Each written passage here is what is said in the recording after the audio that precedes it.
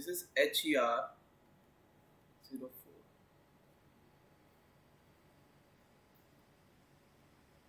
है ना। चलो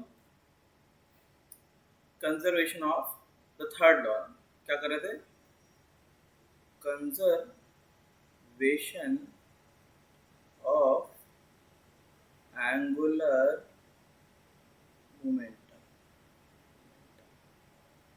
इसमें मैंने चीजें लिखवा दी थी, that what is torque, what is force, क्या रिलेशन होता है, रोटेशन ट्रांसलेशन में जैसे टर्म्स होते हैं, जैसे यहाँ डिस्प्लेसमेंट होता है वैसे वहाँ पे एंगल होता है, सब लिखवा दिया था। अब इसमें बस आपको ये याद रखना है, just like in force, force में क्या होता था बताओ, ट्रांसलेशन में क्या होता था, ट्रांसलेशन में आपका यही तो था कि if object is moving with speed v, if object is moving with speed v, तो लीनियर मोमेंटम क्या होता था, if suppose if object is moving with speed v, तो लीनियर मोमेंटम क्या होता था बताएं। अगर ऑब्जेक्ट v वेलोसिटी से चलेगा, so what was linear momentum, mass into में वेलोसिटी, हाँ या ना, बोलो। हाँ सर। इसी तरीके से समथिंग इज रोटेटिंग, रोटेट कर रही है, ठीक है, तो वहां पे एंगुलर मोमेंटम जो होता है that is moment of inertia into में ओमेगा होता है। आई क्या है, आई इज, अच्छा इसका एक और फॉर्मूला होता है mvr, suppose it is moving with speed v और रेडियस r है। ये फॉर्मूले धीरे धीरे याद होंगे, अभी याद करने की जरूरत नहीं है, ठीक है, ये भी वेक्टर ही होता है वैसे, ठीक है। तो आई क्या है, moment of inertia, moment of inertia, जो आपको बिल्कुल समझ में नहीं आएगा अभी क्या है, वो आप आगे चैप्टर में समझ में आएगा, ठीक है। हाँ यहाँ पे भी एक चीज, बस एक चीज कॉमन है कि इफ एफ एक्सटर्नल इज 0 तो P will remain constant, P constant रहेगा। इसी तरीके से अगर यहाँ पे टॉर्क एक्सटर्नल 0 है तो L एंगुलर मोमेंटम क्या रहेगा, कांस्टेंट, ठीक है, क्लियर है, समझे आप। Yes sir. टॉर्क किसके लिए चाहिए, टॉर्क रोटेट करने के लिए, किसके लिए, रोटेट करने के लिए, ठीक है, इज इट क्लियर, ठीक है, टॉर्क चाहिए रोटेट करने के लिए, और आपका फोर्स चाहिए ट्रांसलेट करने के लिए, ठीक है, बस इतना ही याद रखना है और कुछ नहीं याद रखना है, इसको नोट कर ले, then on next page we will see the conservation of angular momentum कैसे अप्लाई होता है ना, केसेस, चलो नोट कर लो। Next application, how it will apply, देखो क्या होगा, it's very simple, just like in case of boat, boat में क्या होता था बताओ, इन केस ऑफ बोट और गन क्या होता था, if you are moving on boat in right side, the boat will move in left side because there is no external force, हाँ या ना। So in case of angular momentum, if you are on a disc, अगर आप disc पे हैं, if you are standing on a disc, if you move in any clock, the disc will move in opposite clock. Suppose if you try to move in this direction, the disc will rotate in this direction. Is it correct or not? Have you seen this case? Yes. देखा ही होगा, है ना। This is the concept because there is no external torque, torque external is equals to 0, तो external torque 0 है तो angular momentum आपका change नहीं होगा। Is it clear? Clear है कि नहीं। यहाँ पे P F external 0 है तो P constant, यहाँ पे L constant। ये देखने में तो जितना आसान लगता है स्पेस में उससे ज़्यादा कॉम्प्लेक्स हो जाता है, ठीक है, स्पेस में उससे ज़्यादा ये केस कॉम्प्लेक्स हो जाता है, क्योंकि अगर एक चीज़ गोल घूमने लग गई तो घूमती रहेगी, रुकेगी नहीं, ठीक है। अगर एक चीज़ क्लॉकवाइज घूमेगी तो दूसरी चीज़ एंटी क्लॉकवाइज घूमेगी to cover the net angular momentum 0। जैसे ये जो आपका मैन है, मैन अगर ऐसे रोटेट करेगा तो मैन का एंगुलर मोमेंटम ऊपर आएगा +L और डिस्क का आएगा नीचे -L, तो नेट कितना हो जाएगा 0, ठीक है। इस तरीके से होता है। डायरेक्शन कैसे लेते हैं, use your right hand, right hand को घुमाएंगे तो थंब ऊपर आएगा, है ना, तो इस तरीके से, और ऐसे जाएंगे तो ये डायरेक्शन नीचे आएगी, ठीक है। राइट हैंड को घुमाओ, देखो थंब किधर जा रहा है, ठीक है। This is the direction. Clear है कि नहीं? Is it clear? है ना? Yes, और sir. एग्जांपल्स बताएं आप, और एग्जांपल्स क्या क्या हो सकते हैं इसके, और एग्जांपल्स क्या क्या है, और कुछ एग्जांपल्स हैं, बोलो। सर, हाँ, एस्केलेटर स्टेयर्स जो मॉल्स में होते हैं वो भी एग्जांपल्स हो सकता है ना? एस्केलेटर स्टेयर्स में क्या ऐसा कौन सा क्या होता है उसमें? उसमें कुछ नहीं होता है, उसमें rotating some, I don't think is that is example of rotating frame नहीं हो। उसमें क्या है एस्केलेटर फ्रेम में? एस्केलेटर बोल रहे हो, ट्रेड क्या बोलना चाह रहे हो? नो, एस्केलेटर स्टेयरकेस पे मतलब। हाँ, उसमें कैसे, उसमें रोटेट क्या करता है, गोल क्या घूमता है? एस्केलेटर तो मशीन से ऊपर चलता है ना सीधे। Yes sir. उसमें रोटेट नहीं, ऐसा एग्जांपल दीजिए जैसे आपसे suppose you are sitting on a chair, आप चेयर पे बैठे हो, ठीक है। चेयर बिल्कुल यहाँ, और ये रोटेट कर सकती है स्मूथली। आपके हाथ में अम्ब्रेला है, आप अम्ब्रेला को ऐसे घुमाओगे तो आपकी चेयर जो है ना उल्टी घूमने लग जाएगी, ठीक है। चेयर ऐसे घूमेगी आपकी। ये है एग्जांपल, समझे कि नहीं? Yes sir. ठीक है।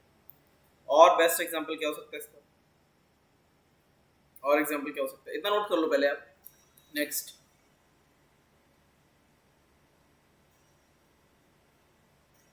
Example is helicopter. Best example helicopter. क्यों मैं बता रहा हूँ, देखो हेलीकॉप्टर का जो होता है बॉडी, कभी आपने देखा होगा हेलीकॉप्टर, हेलीकॉप्टर में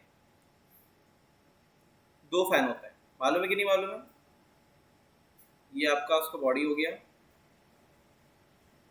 पीछे एक और फैन होता है यहाँ पे।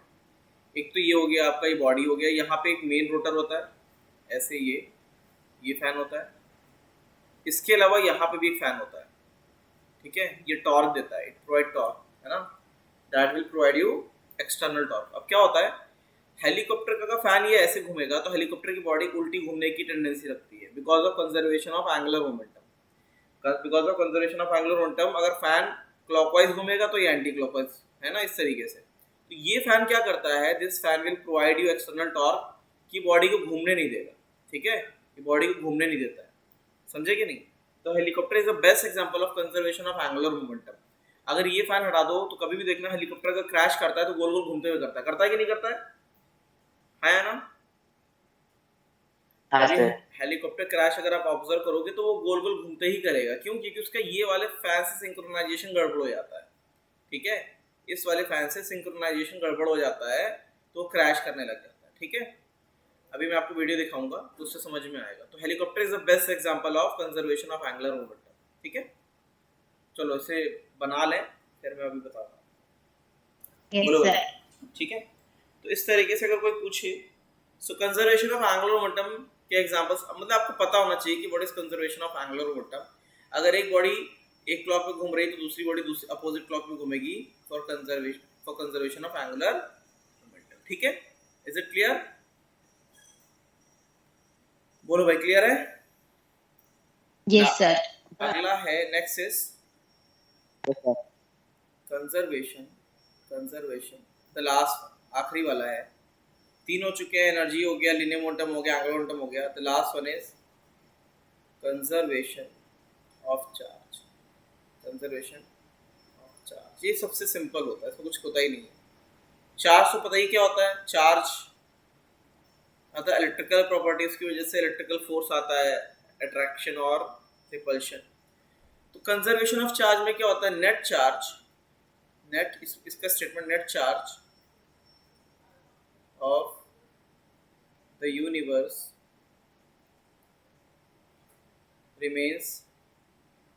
remains conserved, remains conserved, remains conserved। मतलब कि इसका मतलब ये है कि यूनिवर्स में नेट चार्ज कितना है हमें नहीं मालूम है। इट में भी पॉजिटिव, इट में भी नेगेटिव और इट में भी जीरो, लेकिन उसका जो नेट है वो चेंज नहीं होता है। फॉर एग्जांपल सपोज यूनिवर्स में जीरो चार्ज है, ये मानते हैं। अच्छा, चार्ज का यूनिट क्या होगा? चार्ज का यूनिट इज कूलम। क्या होता है? कूलम या सी।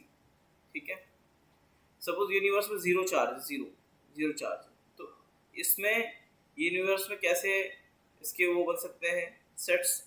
हो सकता है प्लस 1000 कूलम और माइनस 1000 कूलम, स्टिल जीरो ही होगा ना। आया ना? नेट तो अभी भी जीरो ही है ना। Is it clear? बोलो। तो यूनिवर्स में नेट चार्ज कितना उससे फर्क नहीं पड़ता, लेकिन नेट चार्ज चेंज नहीं होगा जैसा भी है। इट में भी पॉजिटिव और नेगेटिव, लेकिन नेट चार्ज चेंज नहीं होगा। समझ में आया कि नहीं आया? क्लियर है? Yes sir. चलो इसे नोट कर लो। इसका एक और एग्जांपल ये हो सकता है Na plus Cl minus, salt बनता है NaCl, न्यूट्रल। तो यहाँ पे चार्ज कितना है? प्लस, माइनस नेट कितना है? जीरो। इधर भी जीरो, इधर भी जीरो। क्लियर है कि नहीं? Is it clear? बोलो। Yes sir. चलो इसे नोट करो। तो आगे देखते हैं। अब हमारा ये चैप्टर खत्म हो चुका है, we are done with this chapter, है ना। इसी में स्टार्ट कर देंगे आगे का, स्लाइड चेंज नहीं करेंगे वरना फिर प्रॉब्लम हो जाएगी। ठीक है, तो ये आपके 4 लॉज हो चुके हैं, 4 फोर्स हो चुके हैं। बस ये इस चैप्टर में आपको मेन यही याद रखना होता है। क्या? पहले तो फोर्सेस, है ना। फोर्सेस कौन से वाले? Fundamental forces. बाकी तो बहुत सारे फोर्सेस होंगे, लेकिन सारे फोर्सेस इन्हीं से ही बने होंगे, फंडामेंटल, है ना। कौन कौन से होते हैं बताना जरा। First one is gravitation force. Second one is electromagnetic force, and the third one is nuclear force. nuclear force। ठीक है, तो इसमें अच्छा, न्यूक्लियर फोर्स के भी 2 चीजें बताई थी क्या? वीक और स्ट्रॉन्ग। इसमें ऑर्डर बस याद करना है जरूरी। सबसे स्ट्रॉन्ग होता है strongest nuclear force, then strong nuclear force is strongest one, then electrical force, then weak nuclear force, and then gravitation force. ठीक है, इसमें दीज टू, ये वाले क्या होते हैं? शॉर्ट रेंज होते हैं, शॉर्ट रेंज, और ये वाले लॉन्ग रेंज। ठीक है, न्यूक्लियर फोर्स अट्रैक्टिव और रिपल्सिव दोनों हो सकता है, अट्रैक्टिव रिपल्सिव दोनों हो सकता है। इलेक्ट्रोस्टैटिक भी अट्रैक्टिव रिपल्सिव दोनों हो सकता है, but gravitation is always attractive, है ना। ठीक है, क्लियर? सेकंड क्या बताया? लॉज। कौन कौन से laws? Conservative laws, laws of conservation. क्या होता है? कितने? First one is conservation of energy, ना, conservation of energy. Second one is conservation of linear. देखो, linear momentum and angular both are different thing, है ना, दोनों अलग अलग चीजें हैं। Third one is conservation of angular momentum, and the last one is conservation of charge। ठीक है, इतना होता है। ठीक है, तो ये एक समराइज वे में लिख लो इसे यहाँ पे। Next is dimension. ठीक है, अगला टॉपिक है, अब ये दूसरा चैप्टर ही मान लें आप इसे। अगला चैप्टर है यूनिट्स एंड मेजरमेंट।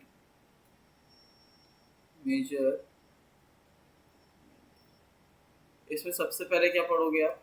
सबसे पहले हम लोग पढ़ेंगे डायमेंशंस के बारे में।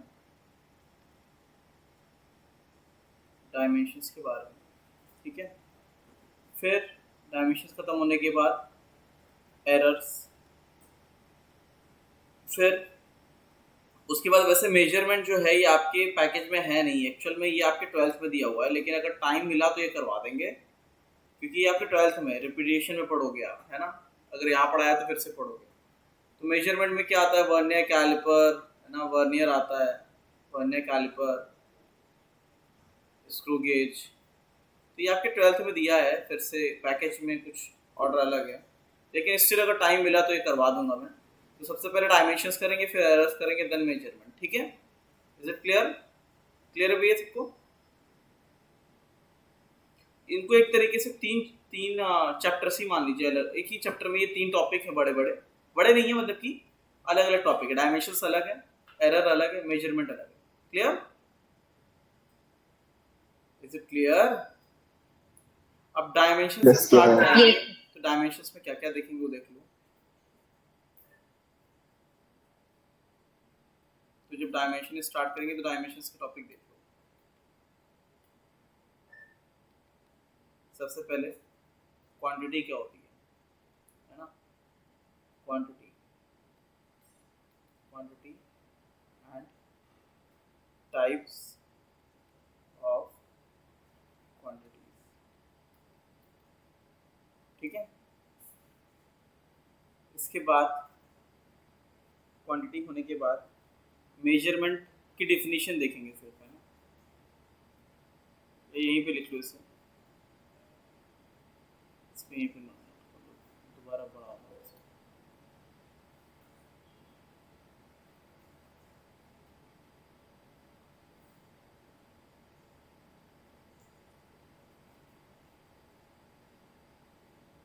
Measurement and types of quantity. Second, derived quantity, system of units यहाँ पे देख लेंगे, fundamental quantities and derived quantity.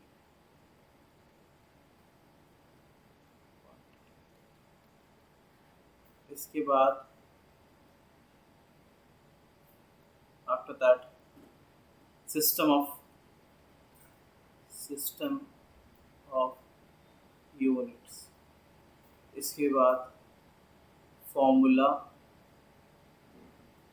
Derivation using dimension, ठीक है। तो ये सब चीज़ें हम पढ़ेंगे, कुछ चीज़ें कम होंगी तो आगे उसमें कवर हो जाएंगे अपने आप जब स्टार्ट करेंगे चैप्टर। तो ये सीक्वेंस रहेगा, नोट डाउन। आगे स्टार्ट करते हैं डायमेंशंस में। सबसे पहले देखेंगे क्वांटिटी। डायमेंशंस में सबसे पहले we will start with quantity.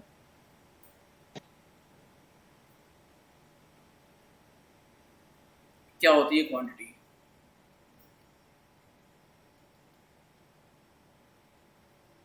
any physical term used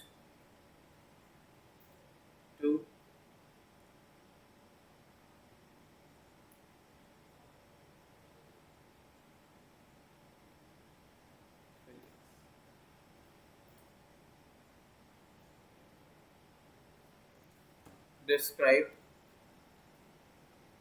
describe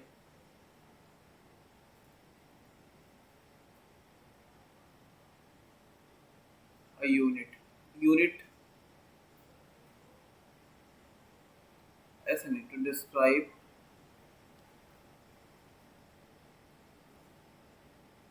quantity ही तो होती है, any physical term used in physics to describe। चलो इतना ही लिखो जितना मैं लिख पाता हूँ सब में। any physical term used in physics, for example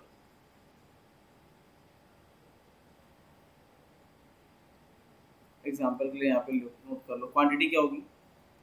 जैसे स्पीड हो गई, speed is a quantity, velocity भी क्वांटिटी है, लेकिन बोथ आर सेम क्वांटिटी है ना, लेंथ अपॉन में टाइम, डिस्प्लेसमेंट या डिस्टेंस क्वांटिटी है, ठीक है, फोर्स क्वांटिटी है, दीज आर द क्वांटिटीज, है ना, इनको क्वांटिटी बोलते हैं।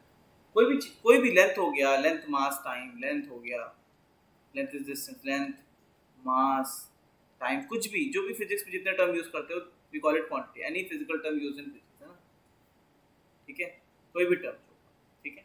अब क्वांटिटी भी दो टाइप की होती है, they're of two type, quantity और of two type, one is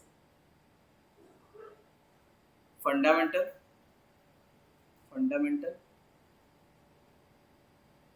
and one is derived, ठीक है। फंडामेंटल क्या होती है? पहला 7 फंडामेंटल होती हैं, 7, उसको यूज करके आप कुछ भी डिराइव कर सकते हैं पूरे यूनिवर्स। तो एक होता है मास, दूसरा होता है लेंथ,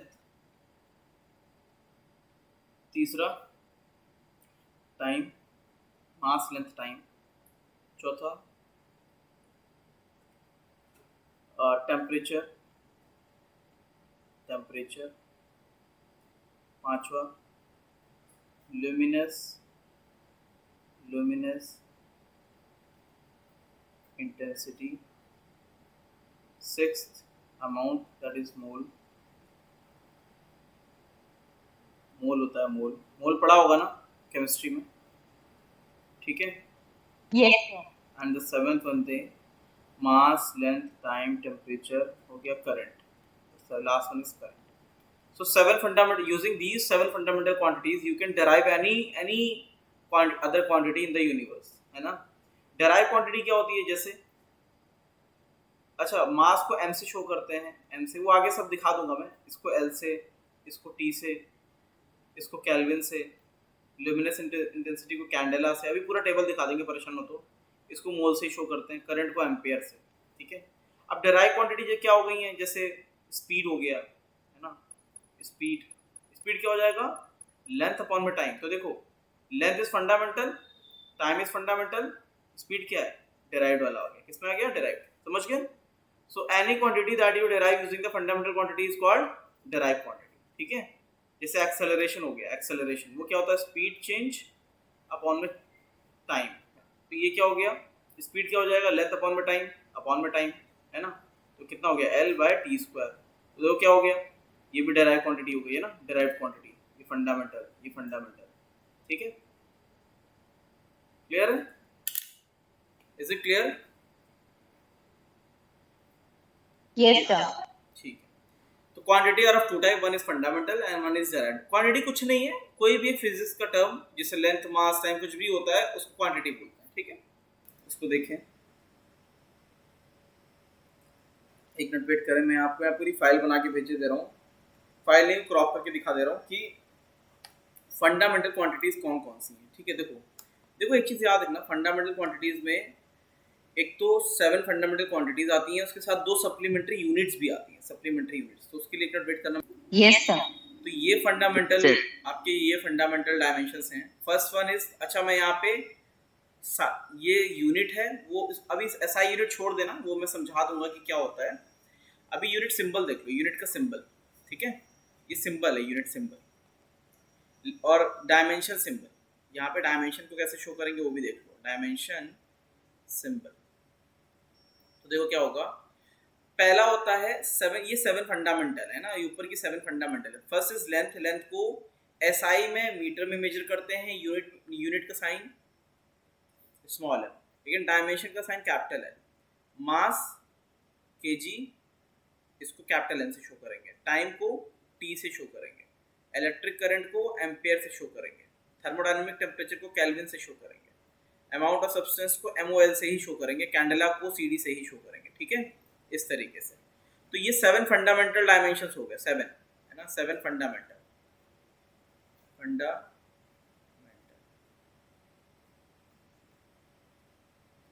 डायमेंशंस, ठीक है। इसके बाद अदर देन दैट, अच्छा, यूजिंग दीज 7 फंडामेंटल डायमेंशन आप यूनिवर्स में किसी भी क्वांटिटी को बता सकते हैं। इसके बाद 2 सप्लीमेंट्री यूनिट्स का यूज होता है, ये फंडामेंटल डायमेंशन नहीं होती हैं, ये यूनिट्स होती हैं, है ना, डायमेंशनलेस होती है, दे आर डायमेंशनलेस। लेकिन इसकी भी रिक्वायरमेंट होती है आपको किसी का मेजरमेंट करने के लिए, एंड प्लेन एंगल और solid angle. One is solid angle, ये 3D का होता है, ये 3D का होता है, ये 3D का होता है, और ये 2D का होता है, ठीक है। एक 3D होता है, एक 2D होता है, ठीक है। क्लियर है कि नहीं, समझ गए? तो आपको पूरा टेबल बनाना है, बना लें। चलो डन, हो गया टाइम कंप्लीट। नेक्स्ट, तो ये फंडामेंटल डायमेंशंस हो गई, ठीक है। तो हर बार ये पता होना चाहिए कि एक होती है फंडामेंटल डायमेंशंस, ठीक है। फंडामेंटल डायमेंशंस कौन कौन सी होती हैं? फंडामेंटल डायमेंशंस याद हो जानी चाहिए, याद हो जानी चाहिए। पहला होता है क्या, बताओ? मास, ठीक है। First one is mass. किससे डिनोट करते हैं मास को? मास को किससे? m से। देन लेंथ को l से। देन टाइम को t से। देन टेम्परेचर, ये करंट ले लो, कुछ भी ले सकते हो, कोई ऐसा नहीं इसी ऑर्डर में याद करना। करंट को एम्पेयर से, A for ampere. Then temperature को केल्विन से, ठीक है। देन लुमिनस इंटेंसिटी को कैंडेला से। Then the last one is amount, amount को किससे? मोल से। क्लियर है कि नहीं? Is it clear? और अदर देन दिस दो सप्लीमेंट्री यूनिट्स होती हैं, सप्लीमेंट्री यूनिट्स, ये डायमेंशनलेस होती हैं, सप्लीमेंट्री यूनिट्स। तो एक होती है प्लेन एंगल, जो प्लेन में मेजर करते हैं, प्लेन एंगल 2D, इसको मेजर करते हैं रेडियन में। And the other is solid angle, solid angle इसको मेजर करते हैं 3D में, स्टेरेडियन, ठीक है, ठीक है। ये दोनों चीजें समझ में आया कि नहीं? ठीक है, ये डायमेंशनलेस होती है ना, डायमेंशनलेस। अभी समझ नहीं आएगा कि डायमेंशन क्या, डायमेंशनलेस क्या, अभी समझ में आ जाएगा थोड़ी देर बाद, है ना। इतना नोट कर लो, इतना नोट कर लो।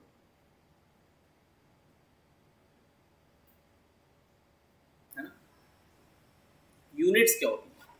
तो देखो, सबसे पहले डायमेंशन का मतलब क्या होता है वो समझ लो।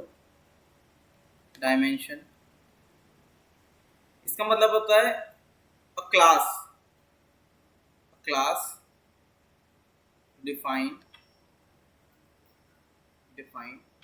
अ टर्म, मतलब कोई किस क्लास में डिफाइन बिलोंग करती है, उसको डायमेंशन बोलेंगे। जैसे फॉर एग्जांपल, जैसे लेंथ है, लेंथ, तो लेंथ क्या है? लेंथ इज कैपिटल एल, है ना।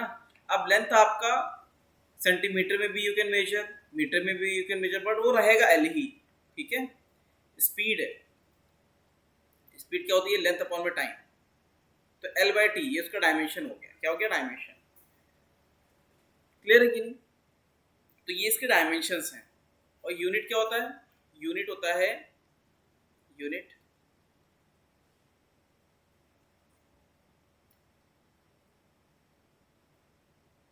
A term of measurement. किस चीज में उसको मेजरमेंट कर, मेजरमेंट हो रहा है, मेजरमेंट।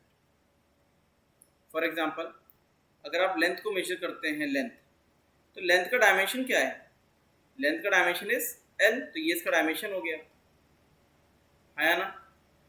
लेंथ का डायमेंशन कैपिटल एल हो गया। लेकिन you can measure length in centimetre, metre, kilometre, तो ये इसकी क्या हो गई है? ये इसकी क्या है, यूनिट्स। क्या है, यूनिट्स। समझ में आया कि नहीं आया? सो एक डायमेंशन की मल्टीपल यूनिट्स हो सकती हैं, लेकिन एक यूनिट के मल्टीपल डायमेंशन नहीं हो सकते। मतलब कि डायमेंशन तो अलग चीज़ें, मतलब ऐसा नहीं है कि मीटर को आप स्पीड भी बोल सकते हो या लेंथ भी बोल सकते हो, ऐसा नहीं है। तो एक डायमेंशन के मल्टीपल यूनिट्स पॉसिबल है ना। यूनिट समझ में आ गया ना, कि किस टर्म में आप उसको मेजर करो, मीटर, सेंटीमीटर, किलोमीटर। अब वो क्या है, वेदर इट इज लेंथ या मास या टाइम, तो वो उसका डायमेंशन। क्लियर है कि नहीं? Is it clear? Yes, sir. Note कर लो। चलो next, system of units. System of units कितने टाइप के होते हैं? तो देखो, हर जगह मेजरमेंट का अलग अलग सिस्टम है। जैसे इंडिया में आप स्पीड किलोमीटर पर आवर में मेजर करते हैं, ठीक है। यूएस में जाओगे तो you will measure miles per hour, है ना, वहाँ माइल से तो चलता है, ठीक है। तो हर जगह सिस्टम अलग अलग बना हुआ है, लेकिन कुछ फेमस सिस्टम है, ग्लोबल सिस्टम। अब देखो, मास को किस में करते हैं, मास m, length l, time t, ठीक है। देखो बाकी सारे डायमेंशन जो है वो भी डायमेंशन है, लेकिन these are the most frequent one. इनको आप डे टू डे यूज में करते हो। जैसे मास को डेली मेजर करोगे, कहीं आप सामान लेने जाओगे तो उसका वेट आप देखोगे। लेंथ मेजरमेंट भी डेली बेसिस पे होता है, टाइम तो होता ही होता है, टाइम तो होता ही होता है। अभी टाइम हो गया, चलो आपका क्लास स्टार्ट हो गया, तो ये तीन चीज़ें आप फ्रीक्वेंटली डेली यूज करते हो। तो ये सबसे फ्रीक्वेंट डायमेंशन है, फिर सबसे फ्रीक्वेंट है ना। तो one is length, other is mass and other is time. तो इनको अलग अलग सिस्टम में अलग अलग तरीके से मेजर किया जाता है। जैसे first one is FPS system, FPS. Second one is MKS system. Third one is CGS system. अभी सीजीएस सिस्टम कैसे बना, देखो होता क्या है, इसमें लेंथ को मेजर करते हैं फुट में, मास को पाउंड में, पाउंड्स, है ना, और टाइम को सेकेंड। तो ये बन गया एफपीएस सिस्टम। इसमें एमकेएस में क्या करते हैं, मास को मीटर्स में, मास को केजी में, सेकेंड को सॉरी टाइम को सेकेंड में। तो ये बन गया एमकेएस। सीजीएस में सेंटीमीटर, इसको ग्राम में, ठीक है, एक तो जी, और टाइम को सेकेंड में। तो ये क्या बन गया, सीजीएस। समझ में आया कि नहीं आया? इनमें से ये जो सिस्टम है, दिस सिस्टम, इसको एसआई सिस्टम बोलते हैं। एसआई सिस्टम ये इंटरनेशनल सिस्टम होता है, system international. SI system, MKS system, जो एमकेएस वाला होता है, this one is SI system. क्या होता है, एसआई सिस्टम। क्लियर? तो ये तीन टाइप के सबसे फेमस सिस्टम है पूरे वर्ल्ड के। One is FPS, foot pound second. One is MKS, metre KG second. Third one is CGS, centimetre gram second. ठीक है, इज इट क्लियर? क्लियर है? सर हाँ Yes, sir. चलो, उनमें से एमकेएस इस एसआई सिस्टम, आप हर चीज एसआई में ही मेजर करना, मीटर केजी और सेकेंड में। ठीक है, जब तक कि बोला ना जाए कि एमकेएस ये सॉरी एफपीएस और सीजीएस में करना है, तब तक। चलो आगे बढ़ते हैं। तो ये सिस्टम ऑफ यूनिट्स हमें पता होना चाहिए, ठीक है। अब इसके बाद क्या है, हर एक चीज को मेजर करने का अलग अलग एक स्टैंडर्ड बनाया गया, लेकिन हमें याद नहीं करना है। मैं भी आपको दिखाने जा रहा हूँ कुछ।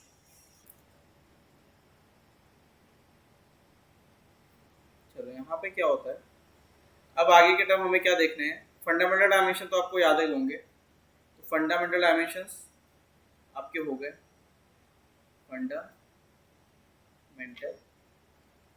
डायमेंशंस हो चुके हैं आपके। इसके बाद सप्लीमेंट्री यूनिट्स को हम लोग देखेंगे, है ना।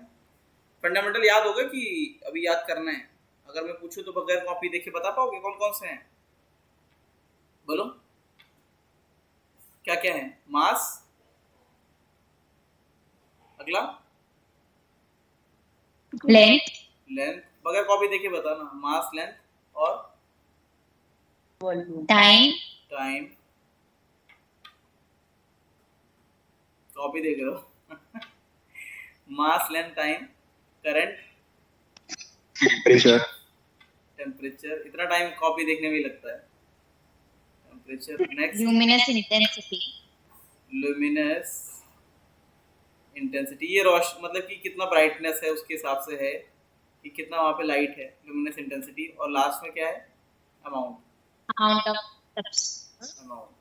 ऑफ सब्सटेंस, जिसको मोल बोलते हैं ना। कितने हो गए? 1 2 3 4 5 6 7, 7 हो गए ना। अब इसके बाद आता है सप्लीमेंट्री। इसके बारे में हम देखेंगे, supplementary units. Supplementary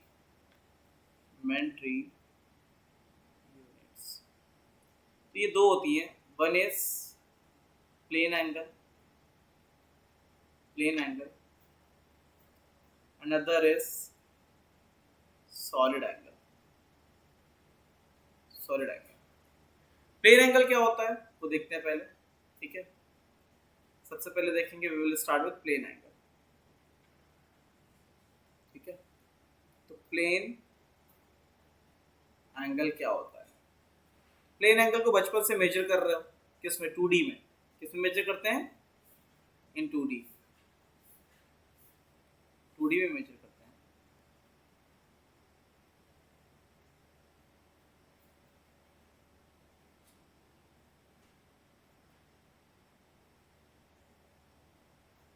this is perpendicular, this is base, this is hypotenuse, ठीक है। तो ये जो प्रोटेक्टर से यूज करते थे आप, ठीक है, प्रोटेक्टर से आप एंगल मेजर करते थे 2D में, उसको बोलते हैं प्लेन एंगल, ठीक है। किसमें मेजर करते हैं? रेडियन में, ठीक है। डिग्री में भी करते हैं, रेडियन में भी करते हैं। तो देखो ये डायमेंशन लेस होता है। क्या होता है? डायमेंशन लेस होता है। क्यों होता है? ध्यान से देखो, साइन थीटा क्या होता है? परपेंडिकुलर अपॉन में हाइपोटेनस होता है। हाँ या ना? बोलो, होता है। तो क्या हुआ? लेंथ अपॉन में लेंथ ही तो हुआ। परपेंडिकुलर भी लेंथ है, हाइपोटेनस भी लेंथ है, तो लेंथ से लेंथ कट गया तो क्या बन गया? डायमेंशन लेस बना कि नहीं बना? डायमेंशन लेस बना कि नहीं बना? बोलो, बन गया? नहीं समझे? लेंथ अपॉन में लेंथ करोगे तो डायमेंशन कट जाएंगे, तो डायमेंशन लेस क्वांटिटी बन जाएगी। Is it clear? Yes sir. Yes sir. ठीक है। लग रहा है आज ज्यादा हो गया है ना, 2 चैप्टर हो गए। तो एक काम करते हैं, अगर ज्यादा हो गया तो यहीं से स्टार्ट कर देंगे नेक्स्ट सेक्शन में, प्लेन एंगल से। ये अभी नहीं पढ़ाएंगे, समझ नहीं आएगा, फिर ज्यादा हो जाएगा। तो आज थ्योरी यहीं रखेंगे।